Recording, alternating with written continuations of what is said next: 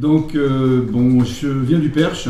Et mes premiers contacts avec la musique, c'était plutôt familial, puisque mon arrière-grand-père, dans les années 30, avait eu les palmes du ministère pour art service, pour service rendu à l'art musical. Enfin voilà, donc il avait monté l'harmonie municipale de la Loupe en Eure-et-Loire.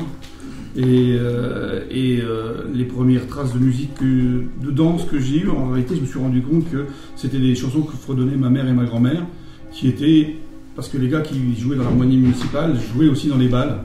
Et c'était du Pera, c'était ce genre de répertoire. C'est des choses que j'avais comme ça, inconsciemment, dans l'oreille et dans le cerveau, mais auxquelles je n'avais pas fait gaffe. Et puis après, le même parcours que pas mal de gens, le folk, Bob Dylan, la musique irlandaise.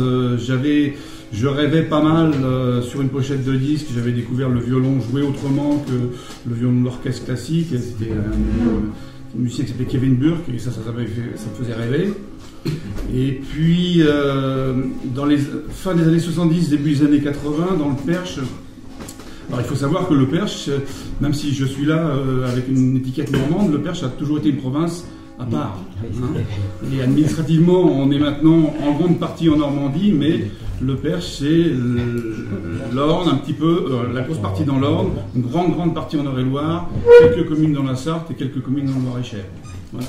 Et donc, et à partir des années 80, je ne saurais pas l'expliquer, il y a eu une sorte de réappropriation identitaire à tout niveau dans le Perche, tout ce qui était de l'ordre de l'identité, le cheval, les manoirs. Il y avait la Fédération des Amis du Perche qui publie encore énormément sur tout ce qui peut avoir un trait au Perche. Et il y a eu aussi à cette époque-là, donc moi j'étais lycéen, je suis né en 63, j'ai passé mon bac en 81, hein, donc deux choses, j'ai eu le bac et l'arrivée de la gauche. Et donc,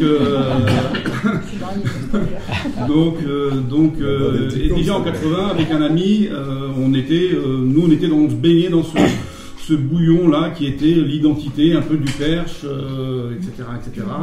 On a présenté au bac de français des textes en parlait percheron, voilà.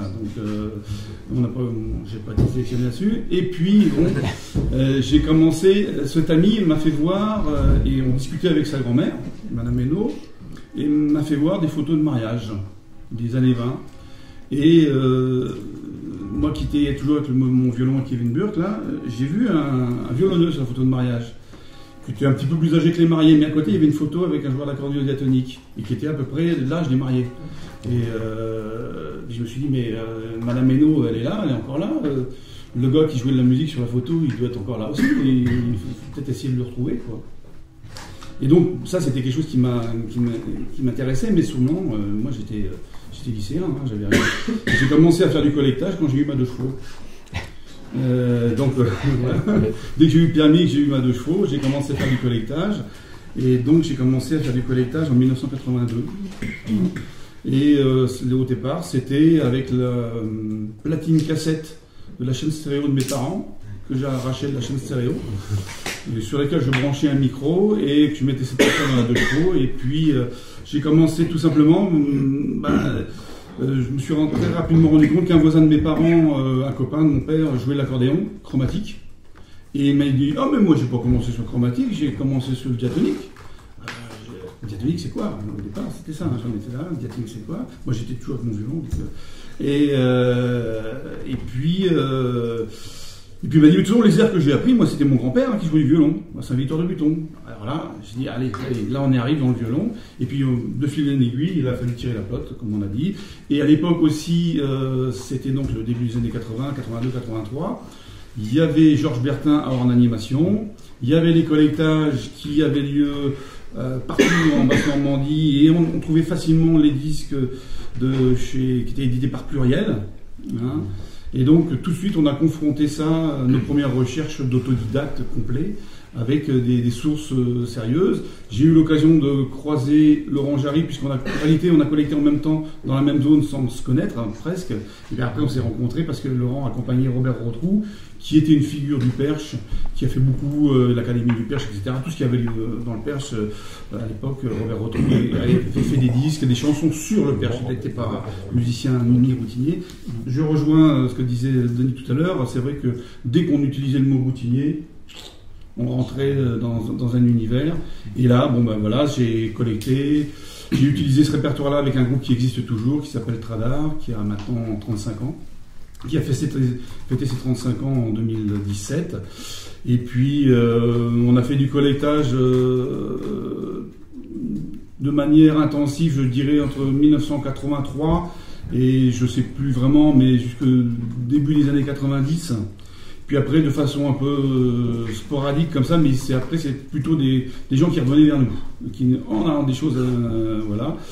Et puis, ça a été utilisé institutionnellement, nos collectages, notamment il y a eu un projet du temps où il y avait Georges Bertin en animation, il y a eu un projet autour du musée des arts et traditions populaires du Perche, qui est à Sainte-Gauburge, sur la commune de Saint-Cyr-la-Rosière, autour de la musique et la langue, puisque avant ça, les Amis du Perche avaient publié un bouquin qui s'appelle Trésor de la musique, par les Percherons, qui a été écrit par Marie-Rose Simonier-Orambou, qui était chercheuse au CNRS et qui avait édité l'Atlas des parlers de l'Ouest de la France.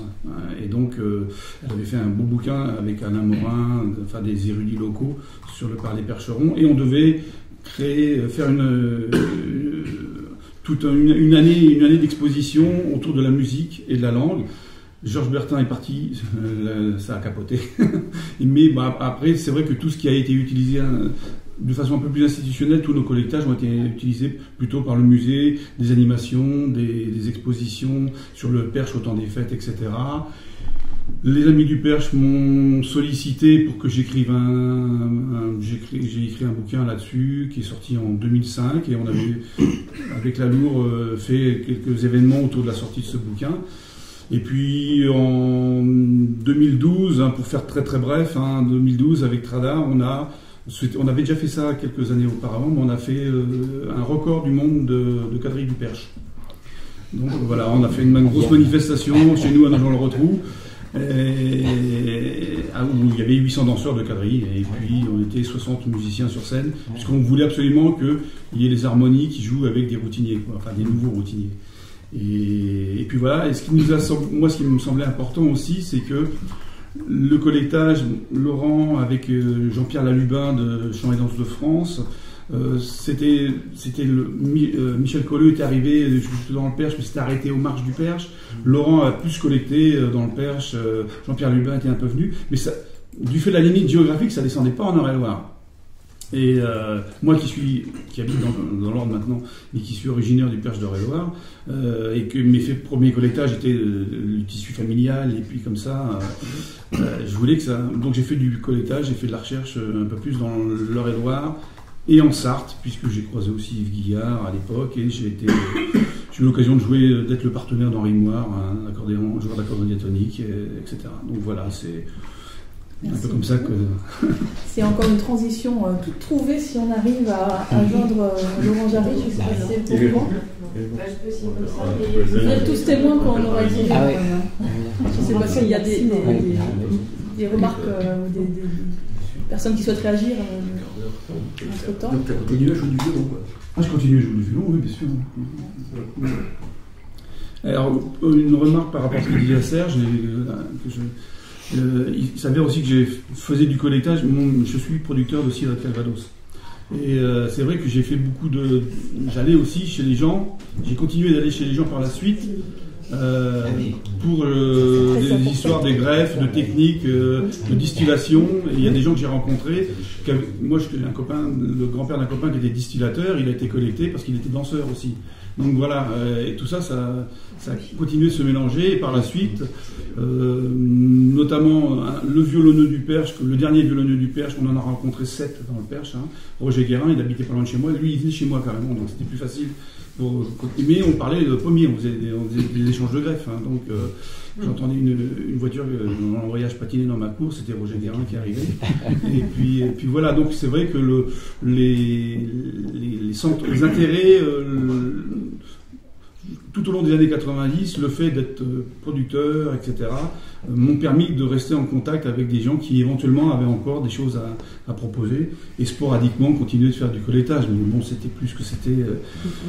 Voilà, après on passe à autre chose parce que ça prend du temps quand même le collectage.